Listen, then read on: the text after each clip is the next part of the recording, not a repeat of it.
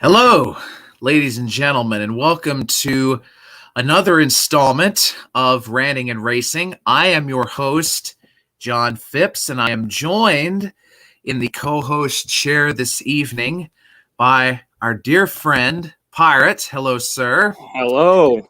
So, word of explanation is in line for what is happening here. So, Landon Rock, who is normally my co-host on this show, he is having a severe case of internet issues.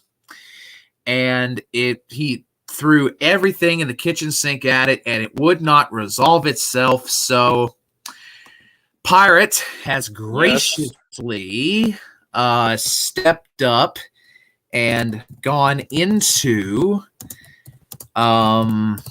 the co-host chair for Landon, and we will be joined a little later in this show by our friend Jonathan Jimenez, also known as Mello. He will be joining us in a few minutes. So the more astute of you all who are watching this will note that we did not do this last week, and for the simple reason that I was bushed. I was in Atlanta. I had spent the week in Atlanta.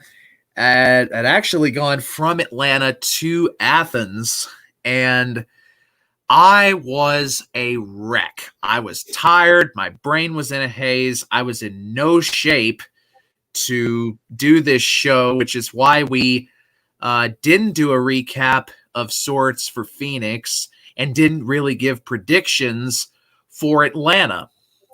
But we will cover one half of this.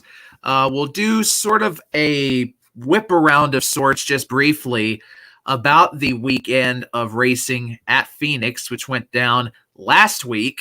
Noah Gragson scored the win in the Xfinity race, and we had a first-time winner Yes, in the sir. series, the 200th different winner in the history of the Cup Series. Chase Briscoe punched his ticket. He is officially a NASCAR Cup Series winner. Pirate, about the Phoenix weekend, take it wherever you want to take it, my friend. Well, the first thing that I want to say when Phoenix finished up is that for the next gen, the race was the worst next gen race, but the funny thing was that the race was still good. Yes. That sets that the next gen is at such a higher level than the Gen 6 was. Oh, yeah. And I'm really glad that was the case. And oh god, I was rooting for Ross Chastain for Phoenix and Atlanta. Me too. He is was so close damn again. close. And for both weekends, Phoenix and Atlanta, he was so close, had to overcome adversity. I'm really glad, though, that Chase Briscoe won, because I've been a fan of him ever since the Darlington race between him and Kyle when COVID first happened. That was awesome. And then for Noah Gragson, I would say that I don't care, but Noah Gragson knows how to celebrate. He does. He is the best celebrator I've ever seen in NASCAR. Aside from, what was it, his first Xfinity win where he literally threw up at start finish? He actually has that. He's actually done that a couple of times. He's done it twice, from what I remember. He did it. I think he did it for his first did it and trucks second at Martinsville, and then I think, one of the Xfinity races. I don't know if that's true or not, but I know for sure he puked at Martinsville. Yeah, Gragson does know how to celebrate. I'm happy for Briscoe. What are you laughing at? I'm not laughing at all. I'm with you. I thought for a second you thought that I'd said I was happy that Gragson threw up. That's what I thought, actually. I wasn't laughing at Briscoe. Anyway, I'm happy for Briscoe. He didn't really have a good 2021. He actually had quite an abysmal 2021.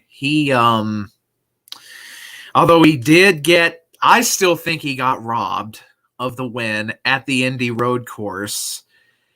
And by the way, him going full Robbie Gordon at Montreal in 07 at the Indy road course race last year was a sight to behold. Just a Robbie Gordon meltdown. Oh, yeah, he skipped the track, but he did not have to wreck Denny Hamlin. And it was I don't care. It was beautiful that weekend. Denny Hamlin is never going to win at Indy, no matter if it's the oval or the road course. It's never going to happen. He's never going to win Indy, and he's never going to win a Cup championship. Just saying. So, okay, so we are being joined, hopefully hopefully this time by Landon Rock.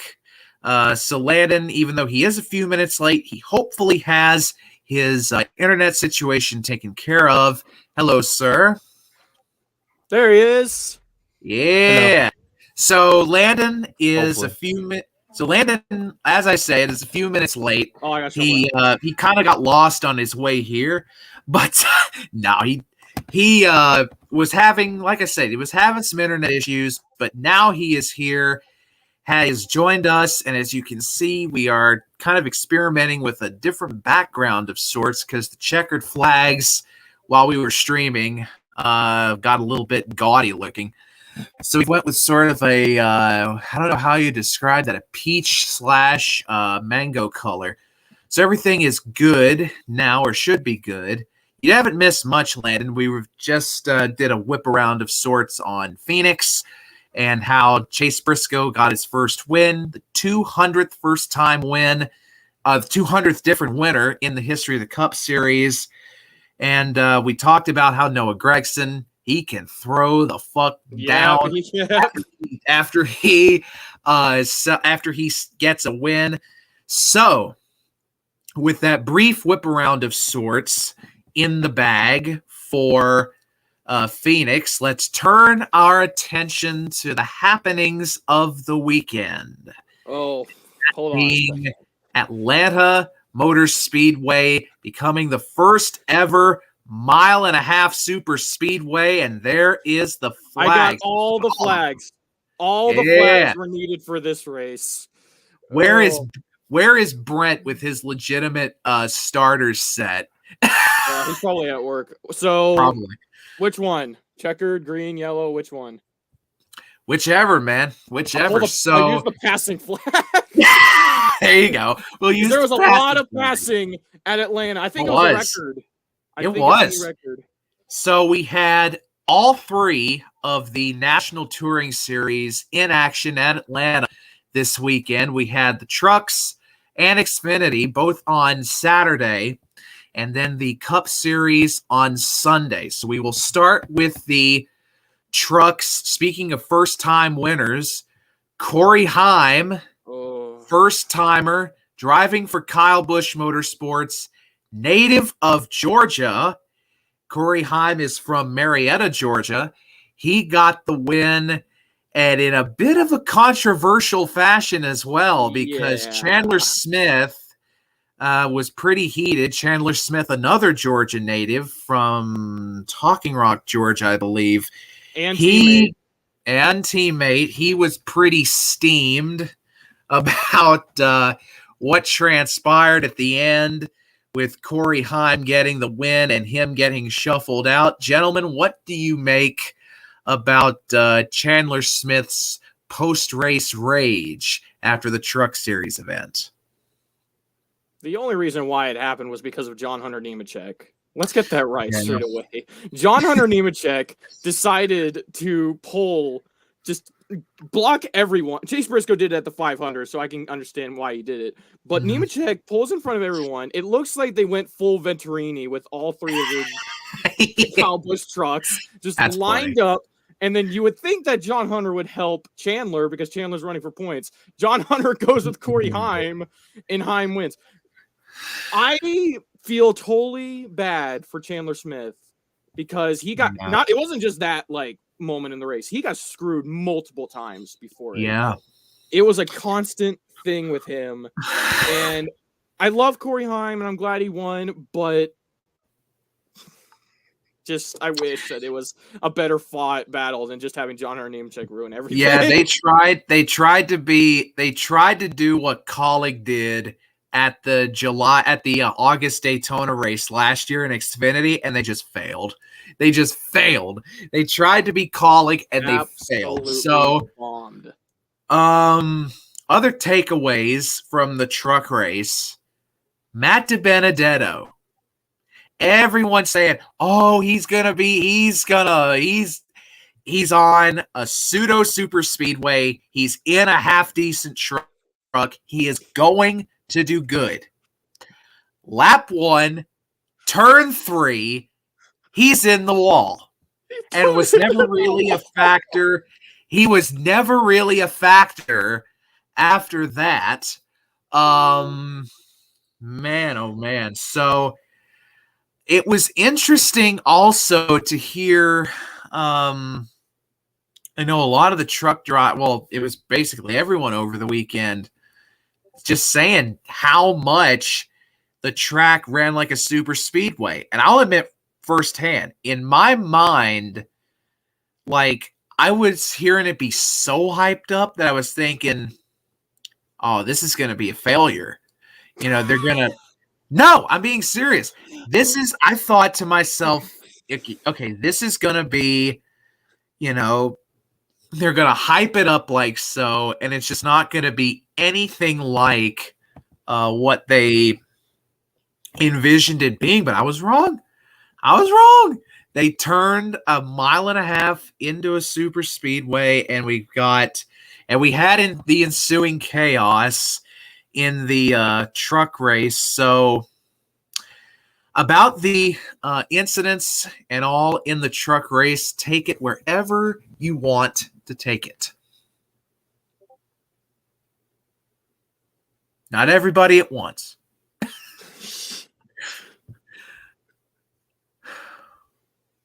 Oh, he's muted. You're muted. Oh, Landon, you're muted. Got it. I was waiting for you. I got a hot mic. I got it. I'm good.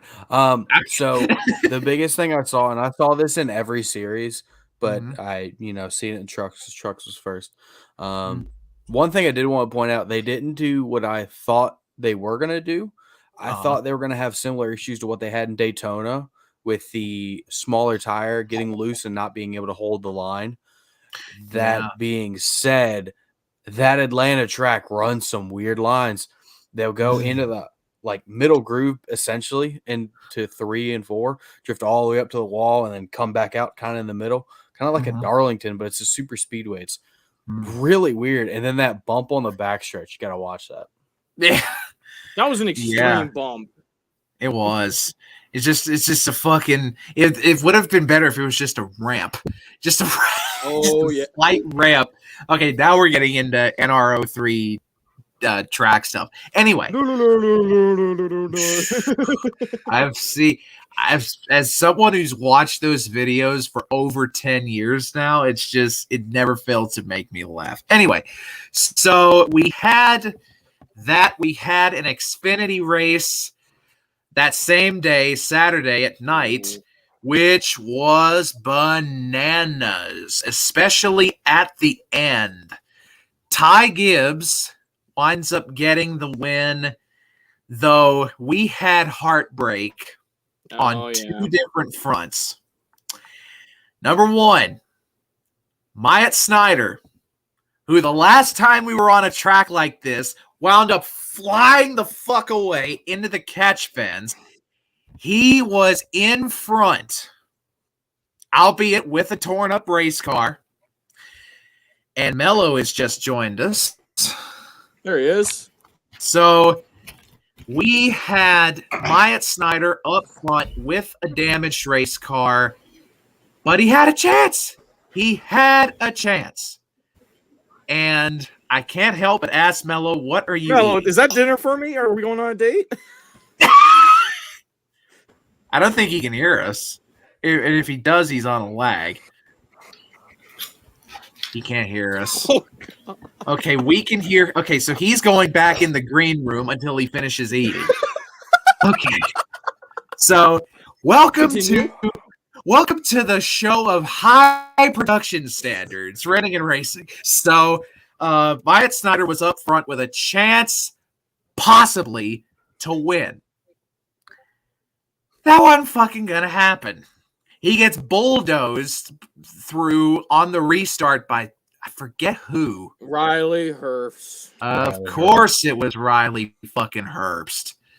Of course it was terrible Herbst. So we had Snyder get turned out of the lead. And then, okay, so it went to double overtime. Oh, Ryan Sieg. That damn close to getting a much needed win. He was leading on the white flag lap. He started that lap as the leader. And then everybody decided to freight train him. And though I think he did wind up still getting a top 10, he still got a top 10, yes. Them deciding to split Sieg basically ensured Ty Gibb the win. So Gibbs gets the dub. His second of the year, or is it his third? That was his second. His second, okay. Second. Yeah. And so Ty Gibbs gets his second win of the year. The Xfinity race. Take it where you want to take it, gentlemen. So I feel bad for Myatt Snyder because, well, it wasn't just the fact that Herbst turned him, because right before they went back to green, Myatt Snyder said on the radio, something broke. And it was whatever it was on the front of the car. And I saw it, and I heard Brad say something about it. And then the minute they went back to green, I don't think he could steer, or he was trying to steer. And then when Herbst was down under, both were holding their lines, and then that's what ended up getting Snyder around. And then as for Sieg was just like, he had like he was a sitting duck, and then Ty just pulled off a badass pass on him into one. And then no one just wanted to help Sieg, which I felt was like, does everyone hate Sieg? Like why? Well, he didn't have no Ford help. He didn't have no Ford help. He had no Ford help. So the camera's on. Him having no Fords to Camera's been on the whole time. Bye. Okay. Ow, my head. Hello, Mello. Okay, so but anyways, still... okay, I do want to add a thing that I want to ask this man above me, and this is not the thing that he thinks I'm going to ask. What was up with the hauler driver driving underneath the tunnel and destroying everything on the roof? Yes, I have an answer for that. You know what? An answer. You know what he did? I have the answer. Have any of you ever?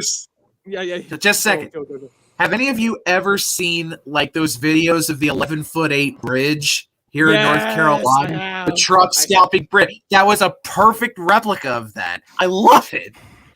Nello, what were you saying? I have the answer, Pirate. What? One of the twins that they kept showing stole the hauler and tried driving away with shake it. And bake. Oh, God. They crashed the hauler. They got out of the hauler. They went back to the stands. They showed those so they wouldn't be so caught. many times. Well, that I don't know why Fox does that. They were the meme of the night, but that's just Fox being Fox. Yeah, that is true. That is very much true. Yes, we have already talked about the truck race. We've already talked about the truck race. Landon is just in such anguish. He's in such anguish. Nothing went right for this poor soul this weekend. He got ran over by a BMW, and then it hasn't for the past couple of weeks. Got what? Pirate, what were you saying? Who got run over by a BMW? This man has been ran over by a BMW and then a trolley. What the hell? That's him mentally right now.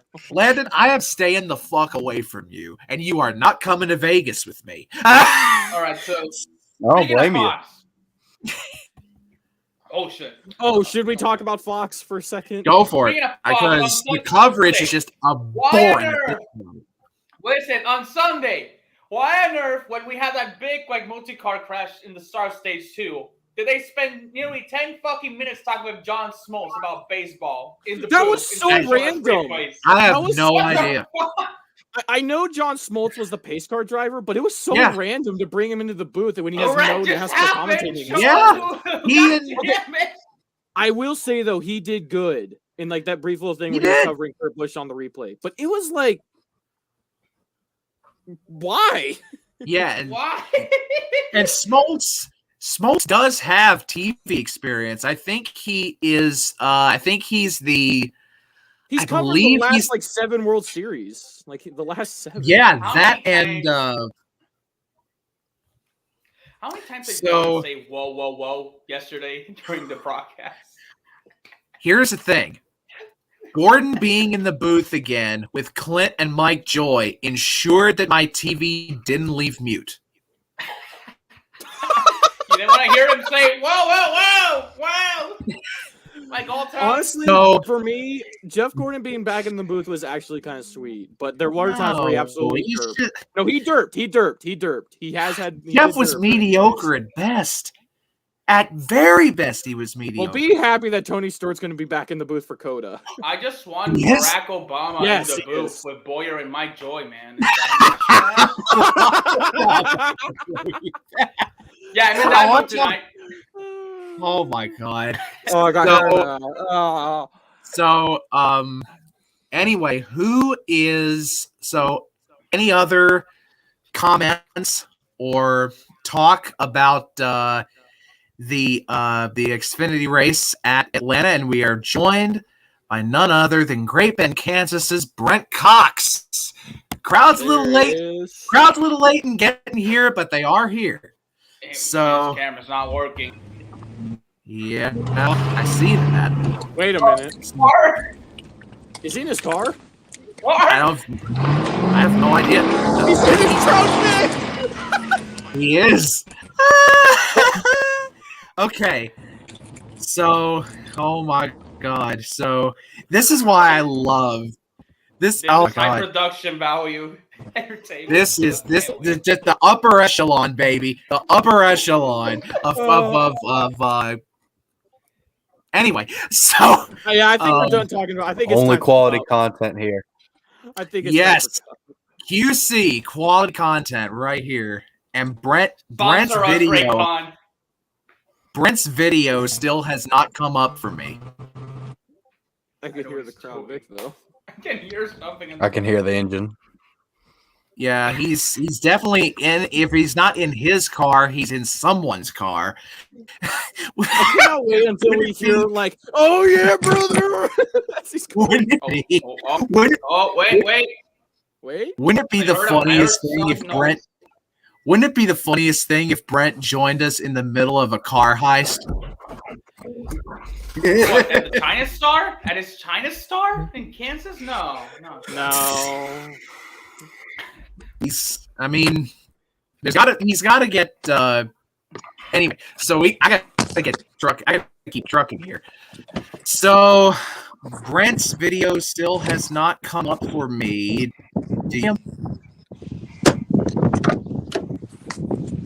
Are we just Okay, so I'll spying on this put guy Brent- now? What Well, let's is put that- that? Let's put it back in Well, green. Brent- Bad. Okay, that's what I'm doing. I think Brent might have joined us on a butt dial or something like that. I think he joined us on a butt dial. So I if don't that's think possible you to would do in click the link. StreamYard. That's one So- for the history books. Oh boy. Mark this down. Whoever's watching, it is officially possible to join a StreamYard broadcast via butt dial. So we're breaking new ground, ladies and gentlemen. Anyway, Oh, so man. so any other comments about the Xfinity race? Nothing comes to mind. I think we're good. Okay. So we will now move to the main event of the Atlanta weekend, the Cup Series event. And let me tell y'all something. This car, this Gen 7, it was, I think, custom built for a Today's moment. situation like that. It was a fantastic race from start to finish. even if I had to keep my TV on mute because of Jeff Gordon and Clint Boyer in the booth again. All the boomers were seeing yesterday. To be fair, I didn't like Gordon when he was with DW because those two were just the. And then when and then Gordon by himself carrying Mike Joy, who I respect. I respect the hell out of Mike Joy. But even y'all have to admit, he's starting to get into that doddering old man phase of his life, his career. It's Are you just saying he's getting into the Joe Buck phase of his career at this point? Is that what no. That's gotten better. What do you mean?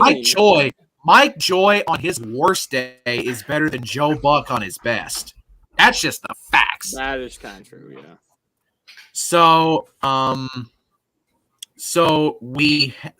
Gordon, I had to keep my TV on mute because of him, but still, it was a fantastic race from start to finish, and we had some crazy shit go down in that race. How about Ricky Stenhouse blowing a tire in front of the field and only 4 others getting collected in it? Talk about that. It wasn't just Stenhouse. It was Chastain and Reddick, too.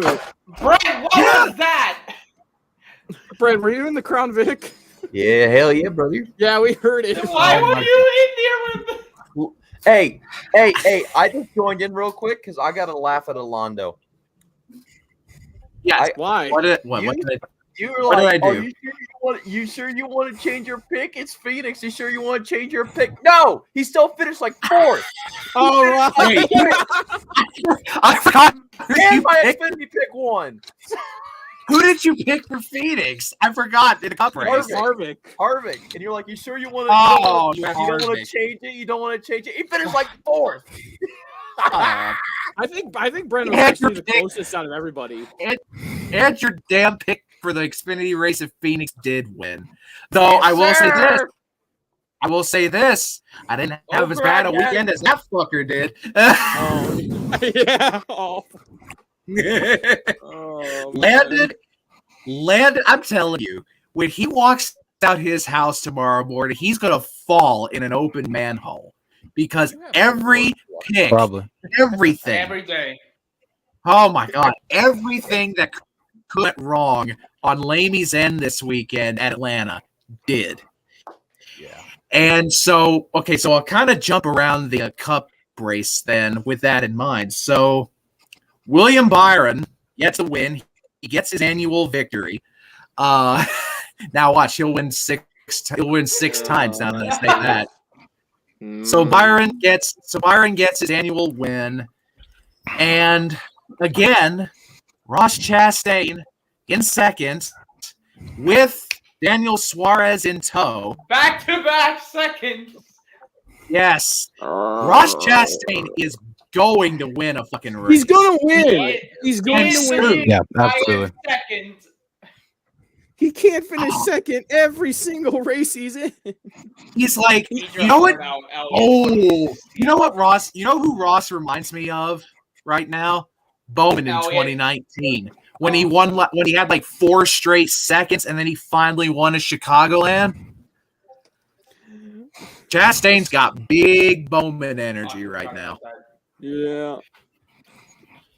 So what you're saying is he's gonna win at Kansas with like 5 to go, and then Brad passes him for the win with like 4 to go. I'm gonna be pissed if that happens. I'm gonna be pissed. By the way, or Ross will start winning at all these tracks, and then they'll shut down.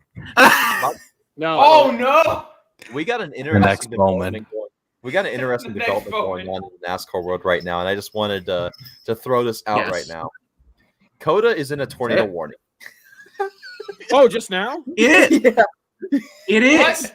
They're in a tornado Austin's warning right now. Well, now we go back to the Daytona road course. Wasn't it? What year was it that? What year was it where they had all the rain delays at the 500 and they was under tornado warnings like 3 times in a day? 2014. When 2020? I think 2014. Yeah, Yeah, that's what. Yes, we have folks watching here. Farwell up there in Maine, up there in Craven Country, said y'all multiplied, and we sure did. The crowd was a little late in getting here. I don't know what gas station they got directions from, but they're here now.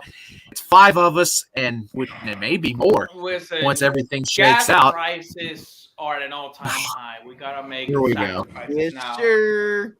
Save the new stuff for a later time. So cup race an hour. I don't know. So cup race at Atlanta. Boys, take it wherever you would like to take it. I want to go first. Yes, Pirate. I want to go first. Go Pirate. Okay. I loved the racing at Atlanta. Yes, I did. Yes, in both trucks, Xfinity, and Cup. But it was so cursed to watch a 1.5-mile super speedway. NASCAR 15 in real life. It was literally. Yeah, I was watching it. I'm like, am I really watching this? Is this really real? Here's what I compared it to. Here's what I compared it to before we started. It was like, remember in the All-Star race in 2019, or was it 2018, where they tried the 550 package for the first time? When they tried the 550 package for the first time at that All-Star race, that's what it felt like, except they could draft a little bit better and they could maneuver a little bit better and could hold on to the cars a lot. That's what it felt like. I don't know. I actually wonder if Texas is going to use. Well, actually, no. I don't think Texas is going to use that package for All-Star. But if they did, I don't think it would help Texas. I don't think it would help Texas at all. Yeah, I don't think God himself. Somehow IndyCar put on a photo finish. I don't know how the fuck. IndyCar was talk about that. We'll talk about that in a few minutes. So yeah, we had. How about this? How about some of the smaller teams, both in Xfinity and in Cup, getting great finishes? How about DGM Racing? Mason Massey getting a top 10. Yeah. He's missed some races this year. And Kyle Weatherby got the top 10. Kyle Weatherby there? Joy had an X Games moment. Oh, yeah. He got airborne and he finished 5th. Yeah, he finished 5th after flying through the infield grass at Atlanta. It was just a crazy race. It was a crazy run checkers as well. So Byron takes the white flag. He's got Chastain and company behind him.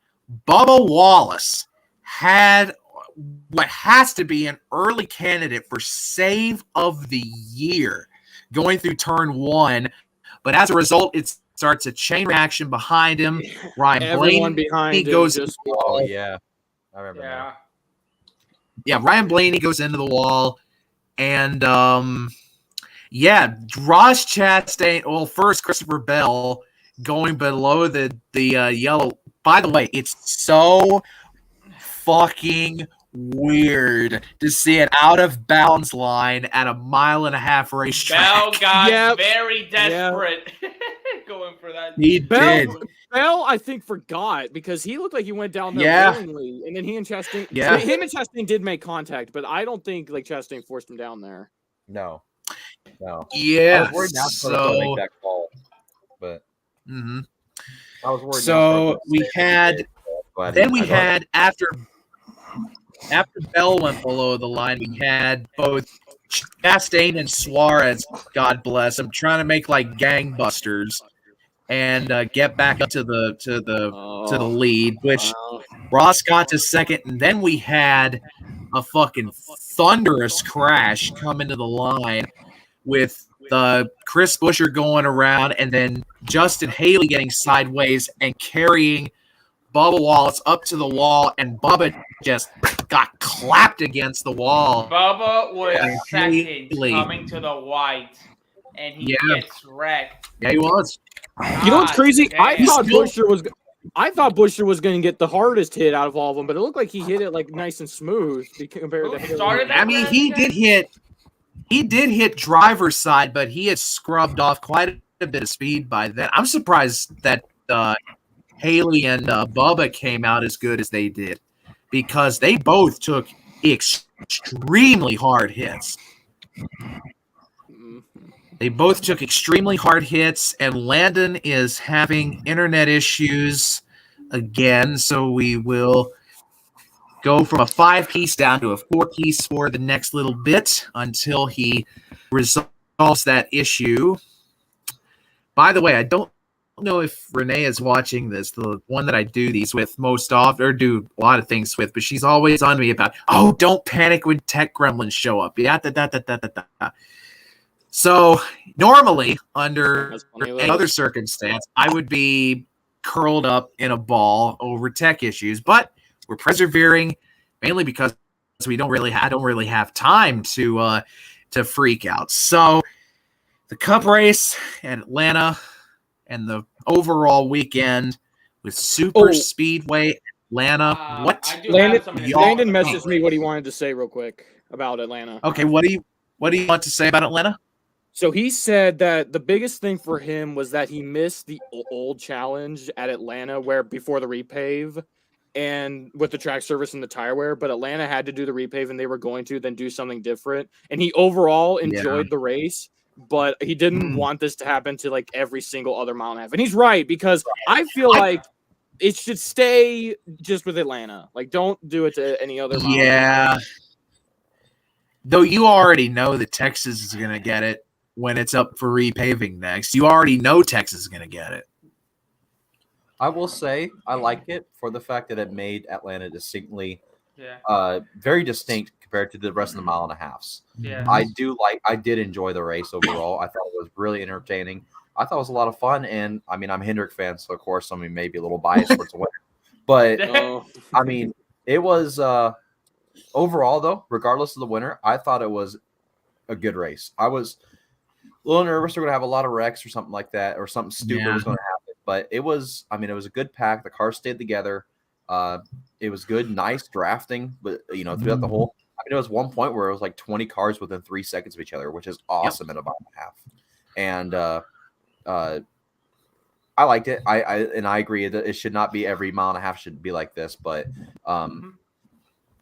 for a mile and a half to have racing like that, like I said, it's just very distinct, and it definitely makes Atlanta stand out compared to the rest of the other mile and a halves, which is good. I would like all the mile and a halves to have something stand out. Maybe not this necessarily, like I said, not all of this for everything, but something that makes every mile and a half an aspect and make it different from all the others, where they're not just cookie cutter tracks like everyone says. Agreed. And I definitely think Atlanta did that, and that's why I liked it. That's why I really enjoyed it, and I'm excited to see in the future what this track's going to become as it wears down, and we're going to have these high speeds plus the tire wear of it. We're going to have a little bit of the old and a little bit of the new, which is going to be very exciting probably within the next 5-6 years. Yeah, it's going to be a great time for Atlanta. So we touched on Texas a little bit earlier. NASCAR was not there this weekend. However, IndyCar was, and the finish to that race harkened back to harkened back to the early to mid 2000s, where it seemed like every other oval race in IndyCar had a fantastic photo finish. It didn't matter if they were at Texas or Kansas or Chicagoland. It didn't matter where they were. Even we saw in the 06 500, the photo finish at Indy. But we had a throwback to that this weekend between Joseph Newgarden and Scott McLaughlin. And it might very well be it's an early candidate for finish of the year across all of motorsports. Gentlemen, what did you think about that? I had something to say about the Cup race. Go for it. I'm pretty sure a NASCAR executive had to be watching the season 2 Park Week race from Atlanta last season when they were thinking of this rules package, because that was a legitimate Park race at Atlanta. Up with the plugs. Okay, so for those of you who don't know what Mello's talking about, POG is the offline series that all of us are in, which is what we run on NRO3. There's a lot of people who watch this who's not very privy to racing and online racing as it is. So is what we do. Pod is the offline league that we do, and Pirate is currently roasting Mello in our private chat here with a shameless plug of Pod. But it works. I don't blame him, but it was like that was like the most shameless plug I've ever seen. Yeah. He's trying to sneak it in there when we were trying to talk about IndyCar. Back to IndyCar question. IndyCar at Texas, the finish between Joseph Newgarden and Scott McLaughlin, and just comments on the IndyCar race at Texas overall. Gentlemen, where do you want to take it? That was the best IndyCar race at Texas. I thought it was gonna be shit, and then that caution with Devlin saved the whole race because out of nowhere, Jimmy came alive. He was passing cars. Yeah, Jimmy Johnson on a one groove track. Yeah, that was where cool. Where did Jimmy wind up? Sixth. Not too bad. So Jimmy Johnson, most folks who watch this who have some racing inclination knows that Jimmy Johnson was a NASCAR racer for many, many years. He's a 7-time champion, twice winner of the Daytona 500, but he retired after 2020 and went part-time in IndyCar. And last year in IndyCar, Jimmy, and there's no other way to put it, he was a meme. He was an actual meme on the racetrack. He was comically slow. He was comically slow in his IndyCar starts last year. But this year, he's running the full slate, and although he still doesn't really have the speed, he jumps up at Texas, gets a 6th-place finish, which if that photo finish hadn't happened, that Jimmy finishing 6th would have to be the story of that race. But the photo finish between teammates, I might add, Scott McLaughlin, who won the season opener at St. Pete, looked like was going to go back-to-back. He led for about 3/4 of the last lap. And then Joseph Newgarden, his teammate, gets the run going down the back straightaway, executes the pass on the outside at Texas, which you don't do often, through turns 3 and 4, winds up beating McLaughlin by half a car length at the line? At least. Something like that, yeah. And gives us what I think will definitely be the finish of the year in IndyCar and a very strong candidate for finish of the year across all of motorsports. So about that photo finish, what do y'all make of it? Pure freaking insanity. Yeah. Because I thought McLaughlin had it won. But when I saw the lap traffic, I'm like, wait a minute, Newgarden might have a chance if he was saving his tires. And sure enough, he was. He got the run on the high side. And it was such a clean pass too. Yeah, and it took balls too, because we've seen in IndyCar what passing on the outside at Texas will do to you. You will on black ice. Yeah, 9 times out of 10, you will wind up backward in the wall if you try passing on the outside in IndyCar at Texas. But not this time. Newgarden went to the outside. He made it stick. Comes out the winner, even though I wanted Scotty Mack to go 2 for 2 on the season. Well, Penske's it's still Penske 2-2, and then they got their 600th win, right? That was their. Yeah. I believe that's 600. I believe yes, that was 600 for Penske. Was there 600? He said ew. He said ew to I us. hate Penske. I hate Team Penske with a passion.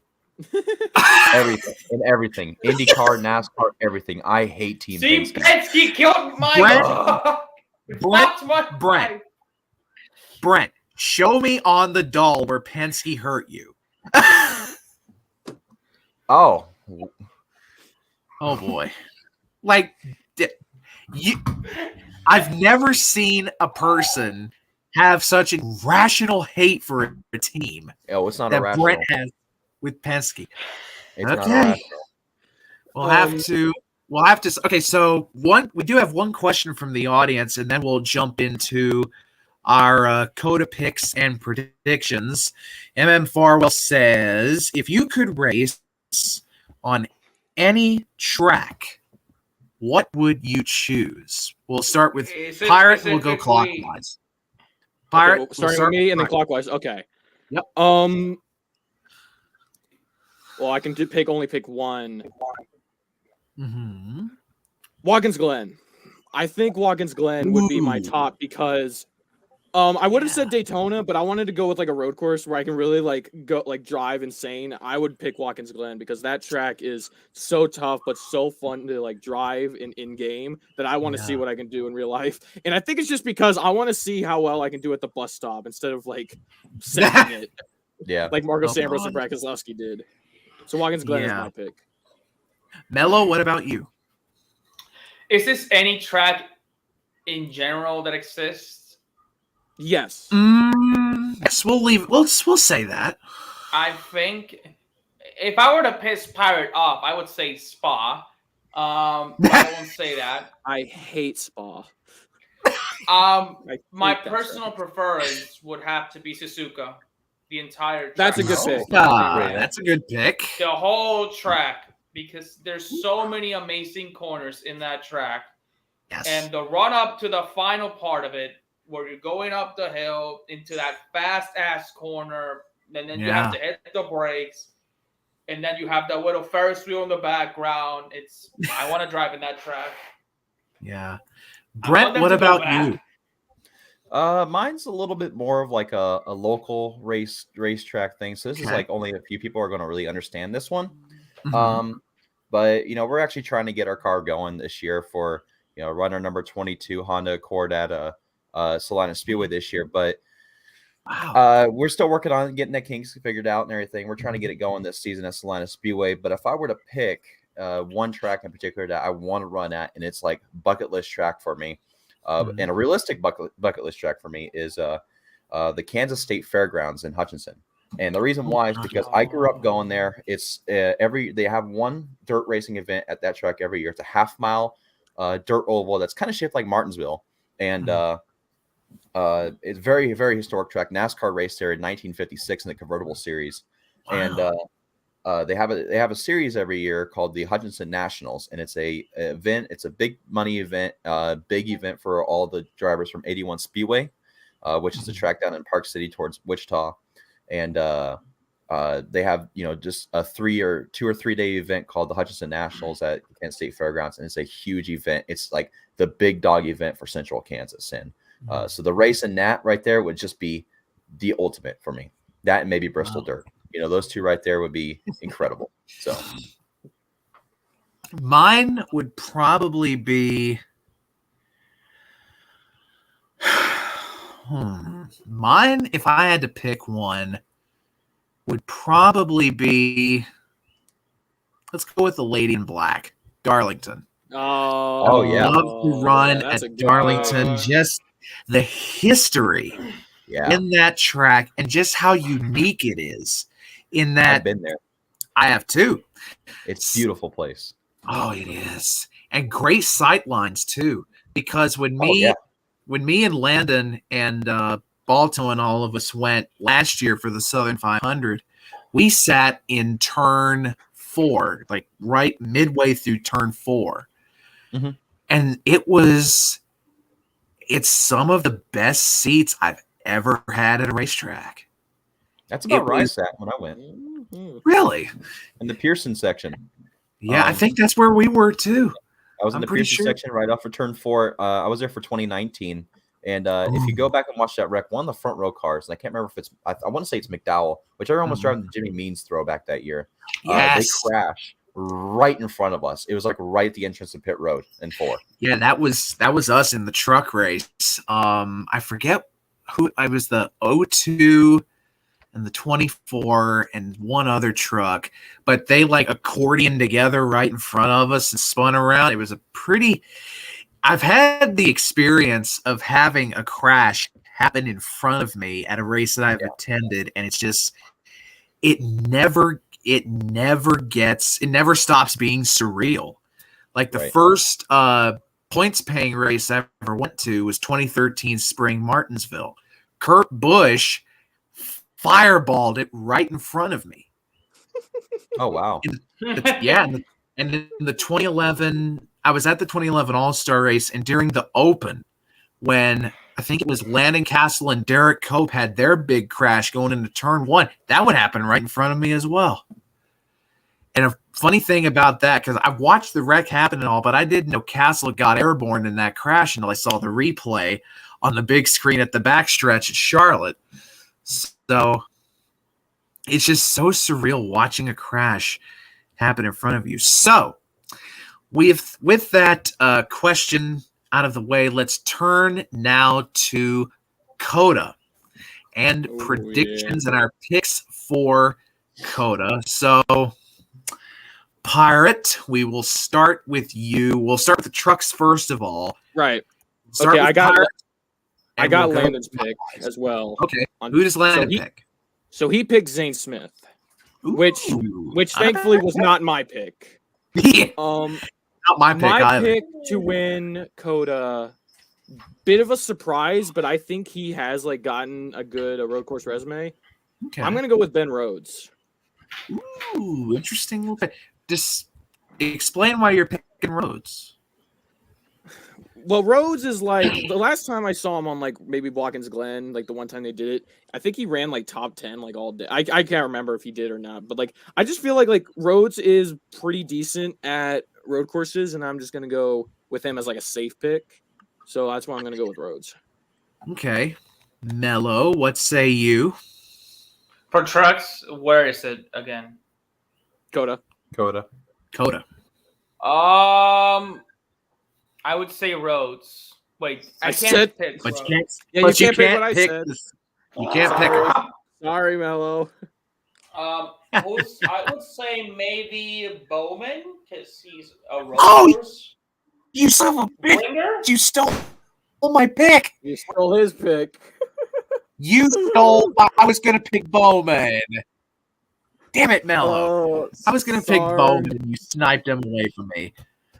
Okay, so Brent, what say you? All right, well, for trucks, I guess you guys completely forgot that he is going to be running this race. Oh, right. I knew you were going. I know you were going to say Kyle Busch. Kyle Busch, yeah. I completely forgot he was running this race. You sons of bitches! You sniped. You sniped. Mello's picked Kyle Busch. My original pick. It made me look like an asshole. I was hoping y'all would forget that he was in this race. And then I could just coast on. I just didn't pick him. I just didn't pick him. Oh. Well, my first pick in Bowman is off the board. My second pick in Kyle Busch is off the board.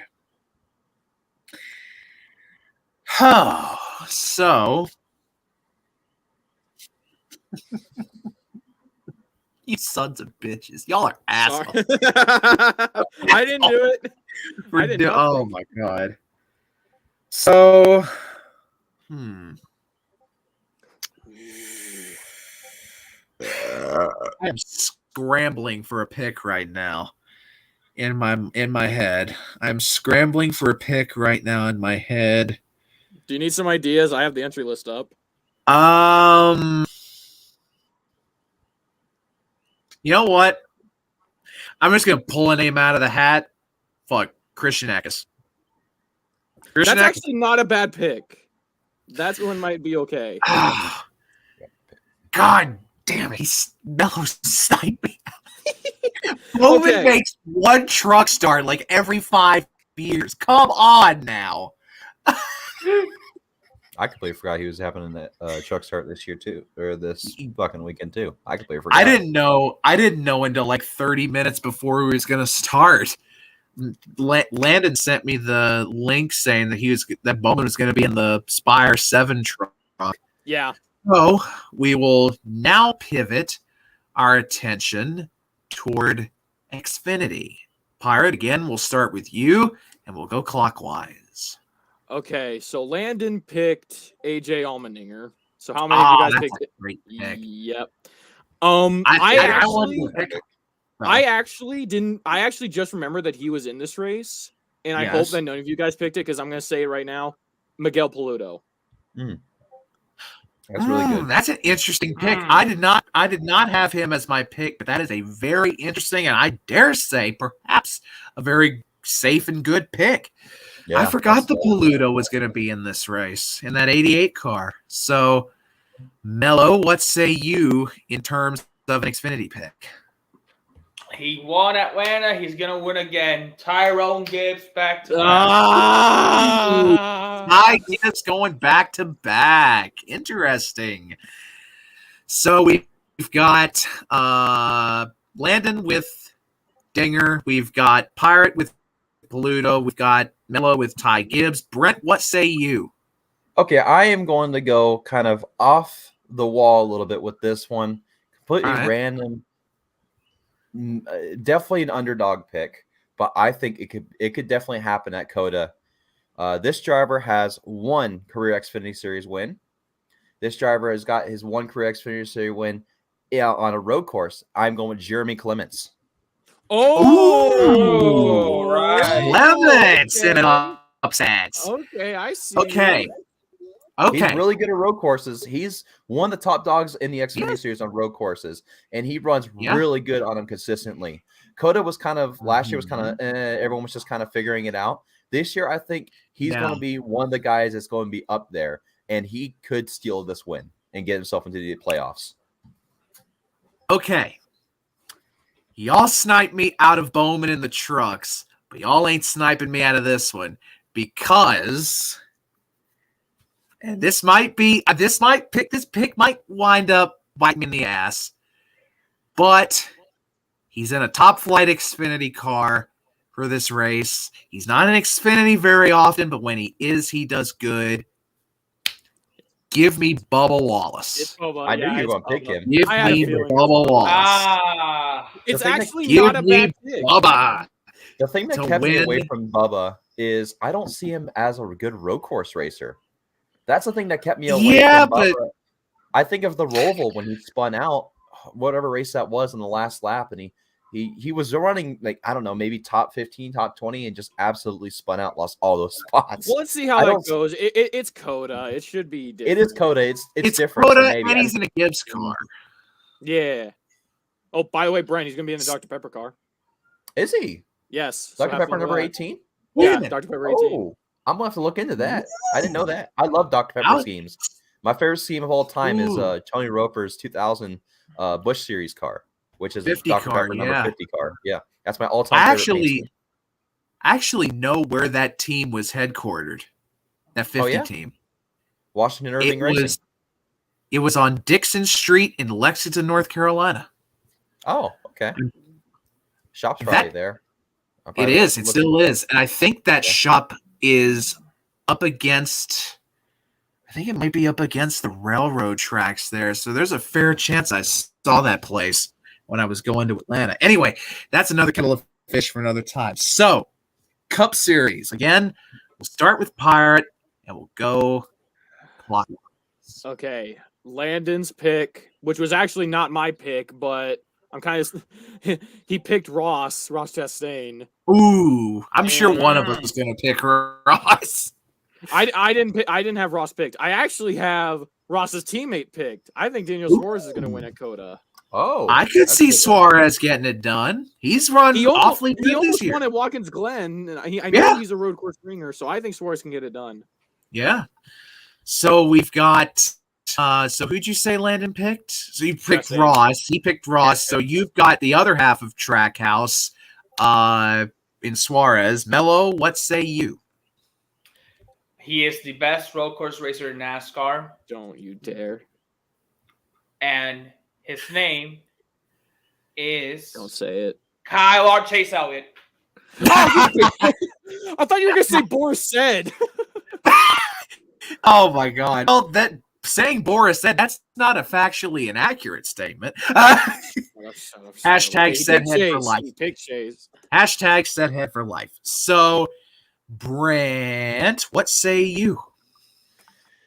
I'm looking at the entry list right now because there's a couple of guys that are like, maybe. Mm-hmm. It's interesting. There's quite a few of the part-time teams are actually making entries in this race. For example, the number 50 car is going to be running this race, as well as I believe I saw the 27 is going to be in it. 27 is going to be in this as well, which I kind of expected because that team is a Euro Series car, if I remember right. That being said, I'm not going to go with any of those. However, I am going to go. Can you skip me? Come back to me. Can you come back to me? Okay. All right. Yeah. So I'll go up now. So I'm kind of thankful. I'm kind of thankful that Mello he had this driver halfway on the switch to Chase Elliott. Well, yeah, I'm just gonna stick with him. Kyle Larson. I was waffling for a second there on Bowman, but then I thought, well, really the only road course Bowman's halfway good at is the Charlotte Roval. Yeah, he always pulls great runs out at the Roval, but it doesn't seem like he does anywhere else. So Landon has. Oh, wait a minute. I think I know what Brent's gonna say. Who's in the 16 this weekend? I